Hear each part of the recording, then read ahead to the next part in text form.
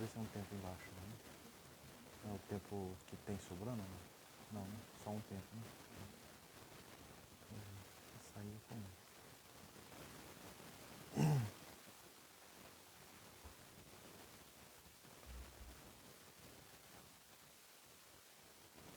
Boa noite, meus irmãos. Eu salvo os irmãos na graça e na paz do nosso Senhor e Salvador Jesus Cristo. Amém?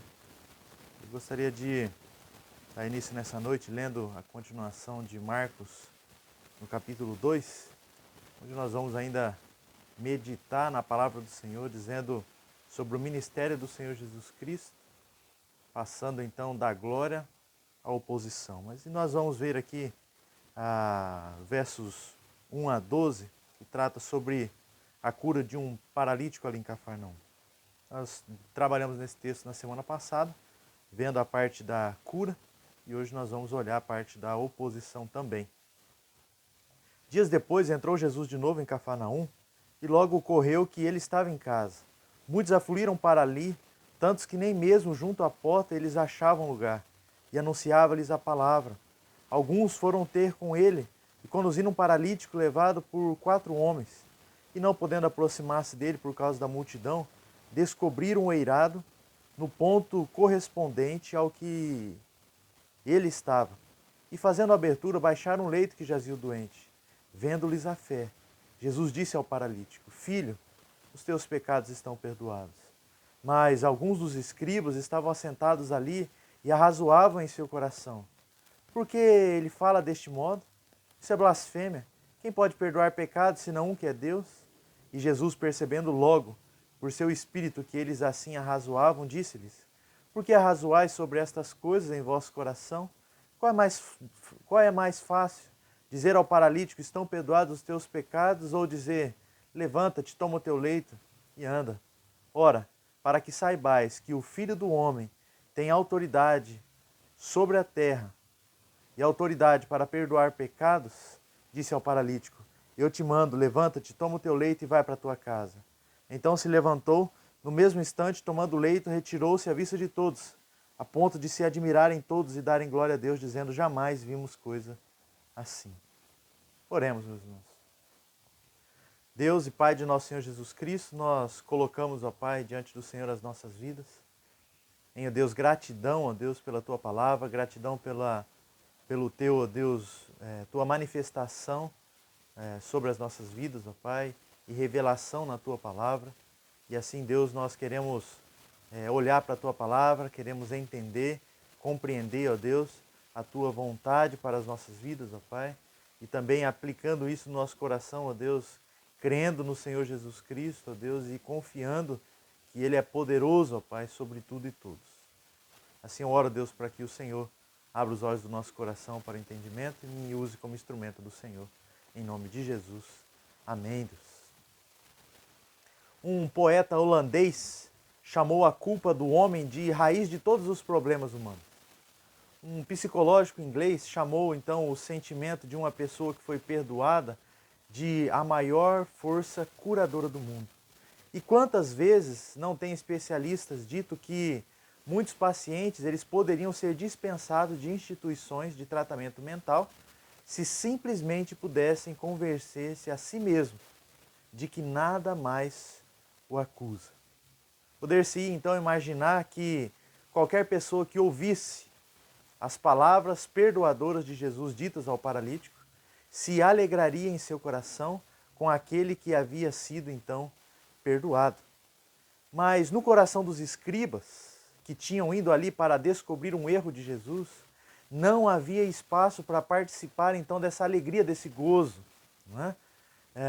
Não havia então alegria no seu próprio coração, não tinha espaço para isso. Então, mas eles tinham acabado de ouvir a palavra de ânimo e encorajamento. Mas de uma maneira altamente e degradante, esses inimigos, eles estão dizendo algumas coisas decisivamente desfavoráveis, e isso tudo no seu próprio coração. Eles então não estão gritando, não estão falando diretamente para Jesus, mas eles estão ali dizendo ao seu próprio coração. E o coração, aí, nesse sentido aqui, ele se torna muito importante, porque ele é o agente principal então das nossas disposições, dos nossos sentimentos e também dos nossos pensamentos. Vamos abrir lá em Marcos 6, 52. E o coração que mostra, então, quem realmente é as pessoas. Marcos 6, 52. Nos diz assim, a palavra de Deus. Porque não haviam compreendido o milagre dos pães. Antes, o seu coração estavam endurecido. Agora, Marcos 7, de 14 a 23, nos diz assim. Convocando ele de novo, a multidão disse-lhes, ouvi-me todos e entendei. Nada há fora do homem que, entrando nele, o possa contaminar, mas o que sai do homem é o que contamina. Se alguém tem ouvidos para ouvir, ouça. Quando entrou em casa, deixando a multidão e os seus discípulos, o interrogaram acerca da parábola. Então lhe disse, assim vós também não entendeis? Não compreendeis que tudo que o de fora entra no homem não pode contaminar? Porque não lhe entra no coração, mas no ventre e sai para um lugar escuro. Assim considerou ele puros todos os alimentos. E dizia, o que sai do homem, isso é o que contamina. Porque de dentro do coração dos homens é que procedem os maus desígnios, as prostituições, os furtos, os homicídios, adultérios, a avareza, a malícia, o dolo, lascívia, inveja, blasfêmia, a soberba e a loucura. Todos esses males vêm de dentro e contaminam o homem. Então, quando nós olhamos aqui para esses escribas aqui, eles estavam então com o seu coração em pecado, estavam ali então com o seu coração endurecido e não tinha espaço então para ouvir a mensagem do Senhor Jesus Cristo e aprender com Ele. Mas eles estavam então cada um em seu próprio coração desenvolvendo um diálogo em pensamentos variados, mas a ênfase do coração era dizendo, por que ele fala dessa maneira? Ele está blasfemando. Jesus, então, como vimos, ele no seu ministério atraindo já multidões e também nessa multidão atraindo a atenção dos dirigentes do povo. Então, essa Suprema Corte dos judeus aqui, não é? Eles tinham conseguido então um lugar destacado para ouvir Jesus Cristo, pois eles estavam assentados ali próximo ao Senhor Jesus e observando criticamente tudo o que estava acontecendo. Então, eles acreditavam que o pecado e a enfermidade estavam unidos inseparavelmente. Um doente estava pecando ou tinha pecado. Por isso, então, Jesus lhe pergunta, o que é mais fácil dizer ao paralítico, seus pecados estão perdoados, ou dizer, te levanta, toma o teu leito e anda. Então, os espertos da lei ali, eles foram bombardeados no seu próprio coração, segundo as suas próprias crenças, e não podia ser curado a menos que os seus pecados fossem perdoados. E Jesus, então, o cura e também perdoa, não é? Então, foi perdoado, queria dizer que a pretensão de Jesus de ser capaz de perdoar pecados devia ter, então, uma autência, devia ser, então, ali comprovado. E o grupo de peritos, então, legalistas, ficaram, então, completamente confundidos ali. Havia algo que Jesus devia ser enfrentado, né? E se fosse permitido continuar agindo dessa forma, todo o judaísmo ortodoxo teria caído e destruído em pedaços. Mas Jesus aqui, nesse ponto, ele assina a sua própria sentença de morte. Mas ele mesmo sabia disso, fazia parte do seu próprio ministério. E nessa noite nós veremos então duas verdades sobre os escribas e fariseus. Primeira verdade, os escribas não eram ouvintes sinceros. Uma delegação de fariseus, então mestres da lei, constituída dos rabinos da Galileia, estavam então investigando os ensinos de Jesus. E essa comissão então foi ali como um caráter oficial, ouvir o Senhor Jesus Cristo e ter então ali, achando os seus erros ali na pregação.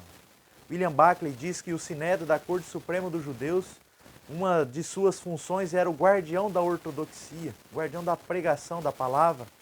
E é estranho que os mais informados eram os mais céticos, que menos acreditavam. Os mais duros, eles eram também mais hostis ao próprio Senhor Jesus Cristo.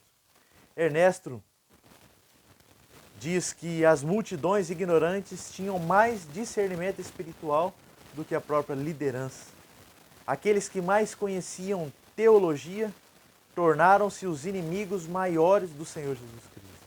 Lucas informa que além dos escribas estavam também ali os fariseus e os doutores da lei, que eram também ali fiscais da religião, farejadores de heresia. Estavam ouvindo Jesus, mas não de coração aberto, mas apenas para criticar ele.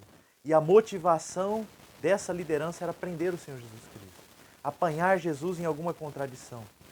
Então, não obstante terem o melhor material teológico, foram inimigos e mais hostis então de Cristo.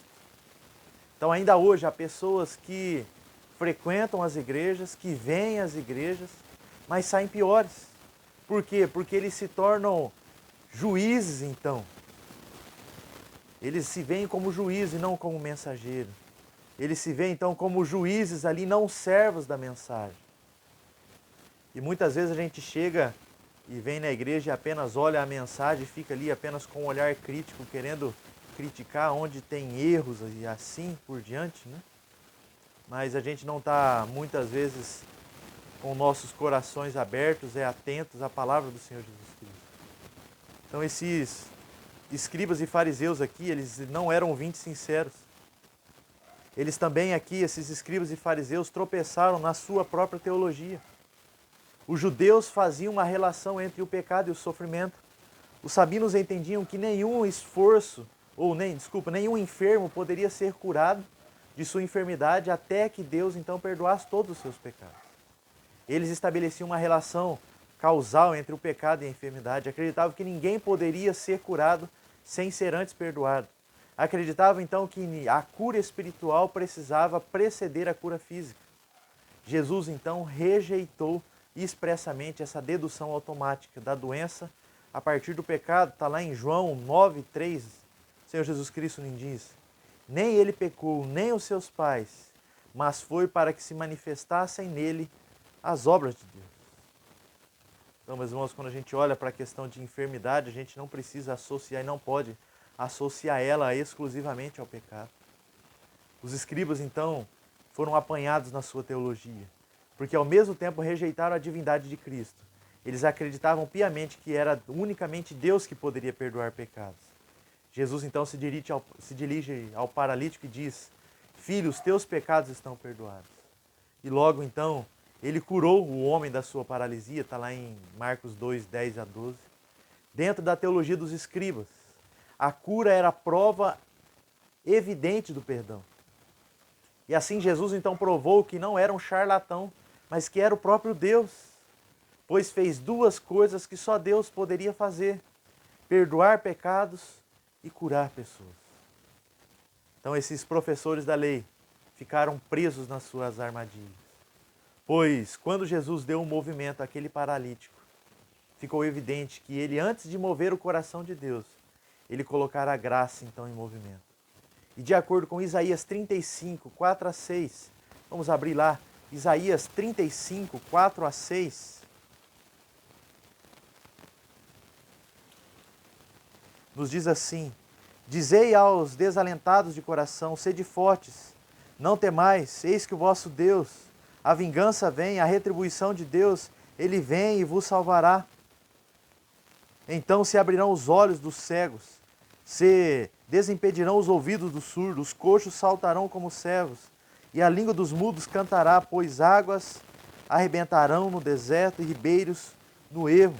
E aqui está falando sobre essa felicidade futura de Sião, né, a qual então o próprio Senhor Jesus Cristo estaria libertando o povo.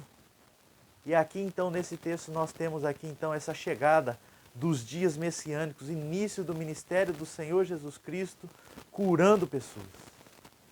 E a divindade de Cristo aqui então, ela se torna 4 e mostra 4 evidências claras para a gente aqui.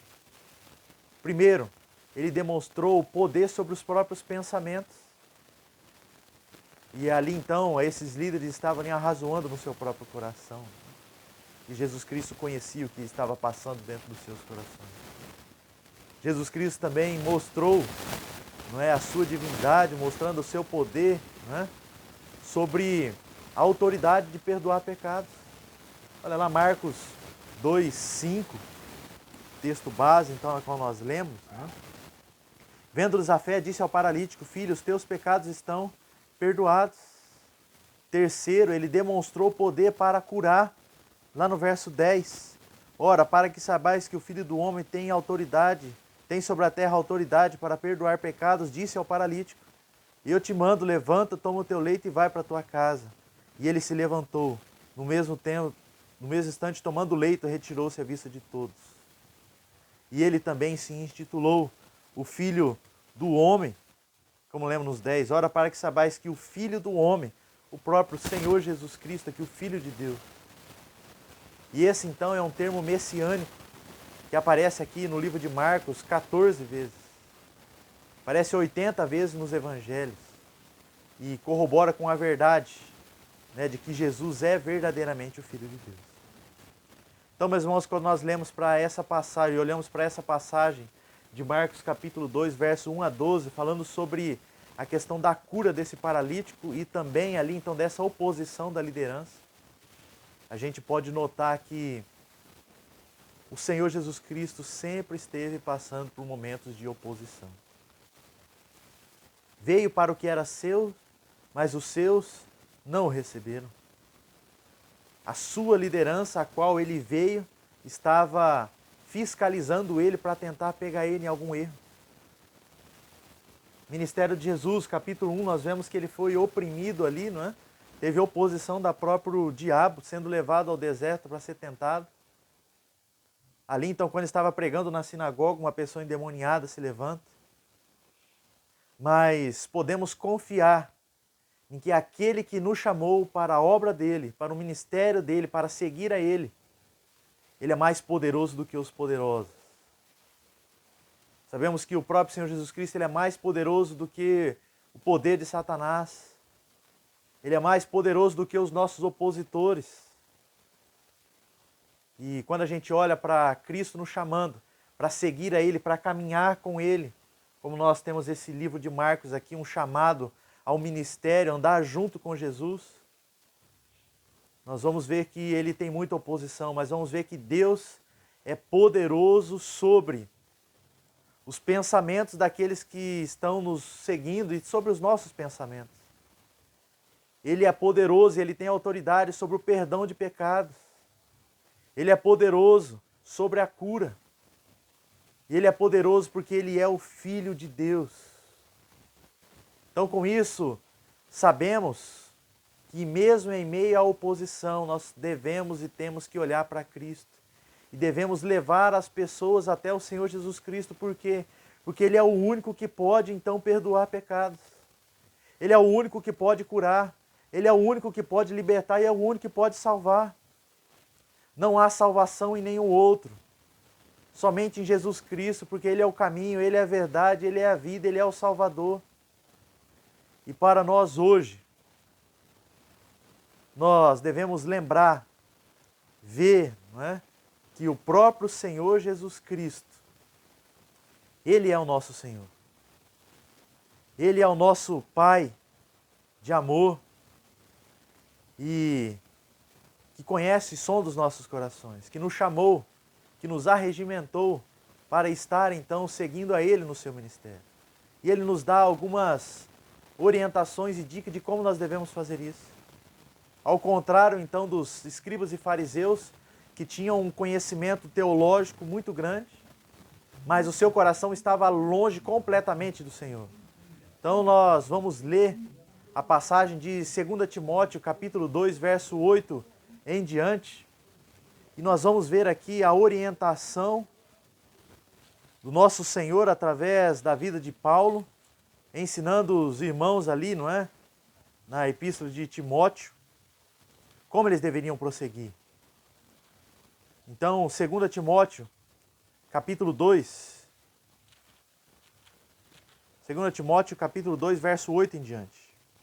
E assim nós vamos partir para o encerramento dessa mensagem, qual nos diz assim: lembre-se de Jesus Cristo, ressuscitado dentre os mortos, descendente de Davi segundo o meu evangelho, pelo qual estou sofrendo até algemas, como malfeitor, contudo, a palavra de Deus não está algemada.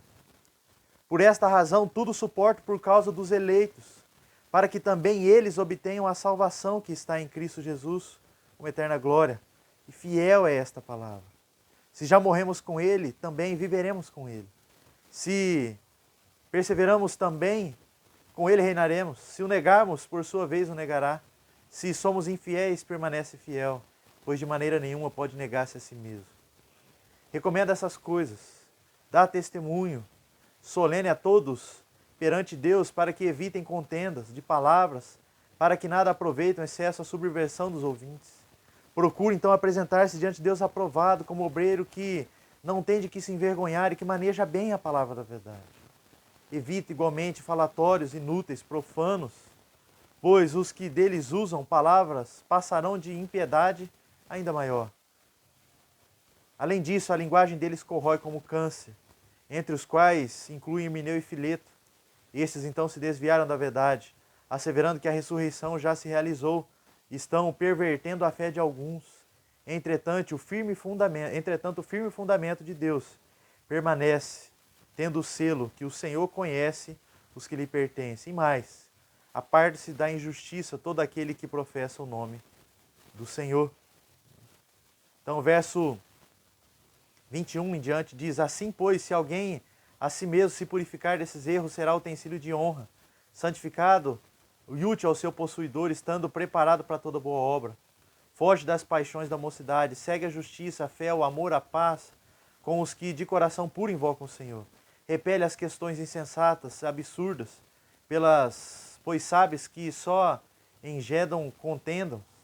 Ora, é necessário que o servo do Senhor não viva em contender, e sim deve ser brando para com todos, apto para instruir, paciente, disciplinado, com mansidão os que opõem, na expectativa de Deus lhe conceda não só o arrependimento, para conhecerem plenamente a verdade, mas também o retorno à sensatez, livrando eles do laço do diabo, tendo sido feitos cativos por ele para cumprir a sua vontade. Então, meus irmãos, quando a gente olha para a palavra de Deus, nós temos esse último texto de 2 Timóteo, sendo mostrado então uma aplicação prática de como nós devemos agir, não como os escribas e fariseus, em oposição ao Senhor Jesus Cristo, na base que conhecemos, mas naquilo que conhecemos usamos para glorificar o seu próprio nome. Então, para sermos aprovados, obreiros aprovados, nós devemos obedecer a palavra de Deus. Não devemos apenas ser meros estudantes e ouvintes da palavra, como escribas e fariseus, mas devemos ser, então, como servo do Senhor Jesus Cristo, sendo estudantes, ouvintes, mas principalmente como praticantes da palavra de Deus. E assim, meus irmãos, nós encerramos aqui nessa parte de Jesus Cristo, passando então do momento de glória no seu ministério para o momento de oposição. E daqui para frente, no livro de Marcos, a gente vai ver sempre o Senhor Jesus Cristo passando por momentos de oposições. Nós também passamos por um momento de oposição nas nossas vidas, de dificuldade, de luta, mas como nós devemos nos portar diante disso? Olhe para o Senhor Jesus Cristo. A dificuldade é certa, a oposição é certa, mas o Senhor Jesus Cristo é certo que Ele nos livra no seu próprio tempo. E Ele não vai dar provações maiores para a gente passar do que a gente possa suportar. Olhe para o Senhor Jesus Cristo. Não tema a esses homens que podem matar o corpo, mas tema ao próprio Deus, que além de matar o corpo, pode lançar a alma no inferno. Olhe para o Senhor Jesus Cristo. Ele é rico em perdoar, em curar, e é o único caminho que a gente pode se achegar até o trono de Deus. Então, meus irmãos, olhe para Cristo. Exemplo do Senhor Jesus Cristo. Ele passou por isso. Certamente passaremos. Mas olhe para o Senhor Jesus Cristo e vamos vencer juntos isso. Vamos vencer junto essa batalha contra o nosso inimigo, o inimigo das nossas almas, o próprio diabo. E assim mesmo, sendo enredado no nosso próprio coração muitas vezes, mas a gente deve olhar e crer no Senhor Jesus Cristo como o Senhor das nossas vidas e sermos então curados e fortalecidos nele. Vamos orar, meus irmãos, que o Senhor nos abençoe, nos guarde e nos fortaleça em Cristo Jesus. Deus e Pai de nosso Senhor Jesus Cristo, eu, ó Deus, quero colocar diante do Senhor as nossas vidas em gratidão tua palavra. Gratidão a Deus por quem tu és e pelo exemplo, ó Deus, do teu Filho Jesus Cristo, que, ó Deus, sofreu em nosso lugar, ó Deus. Mas obrigado também porque ele se manifestou e manifestou a tua palavra, onde nós podemos conhecer ao Senhor hoje, conhecendo através de Cristo na sua palavra. Que o Senhor, ó Deus, nos fortaleça e nos ajude a termos um coração, Deus, onde nós vamos aprender do Senhor. Aprender na teoria, mas também na prática, no nosso coração e na nossa mente, para que possamos, ó Pai, aplicar tudo isso na nossa vida e sermos, ó Pai, obreiros aprovados, que vamos manejar bem a palavra da verdade, ó Deus, e que vamos cumprir o teu propósito nas nossas vidas. Nos ajude a tua igreja. E os abençoe aqueles meus irmãos que têm passado por momentos de oposição, de dificuldade, que o Senhor mesmo esteja com eles, cuidando e livrando, no nome do Senhor Jesus Cristo, nosso Senhor, ó Pai. Também peço pela vida dos nossos irmãos enfermos, que o Senhor cuide, ó Pai, da tua igreja, fortaleça a tua igreja nesse momento ainda de pandemia, de quarentena. Abençoe, Deus, os nossos irmãos queridos, amigos, ó Pai, teus filhos médicos, enfermeiros, que estão lidando aí na área da saúde, ó Deus, como nós recebemos a mensagem ali do hospital de base, ó Deus, tem passado por um momento de dificuldade, mas que o Senhor esteja presente, abençoando, cuidando, livrando, protegendo a vida dos médicos, de todos os líderes de saúde que trabalham na área da saúde, mas também livrando as nossas vidas e a vida dos nossos irmãos idosos que estão no grupo de risco também. Abençoa os nossos irmãos enfermos, livra-os também da depressão, da ansiedade, mas os ajude a olhar para o Senhor. Assim eu oro, grato ao Senhor, porque o Senhor tem cuidado de nós. No nome santo de Jesus, nós oramos conhecendo e confiando no teu poder. Teu poder, ó Deus, sobre os nossos pensamentos, teu poder, ó Deus, para curar, teu poder para perdoar, teu poder para salvar, poder, ó Deus, para nos libertar. E, ó Deus, eu agradeço ao Senhor, porque o Senhor se manifestou a nós e hoje podemos crer em Ti.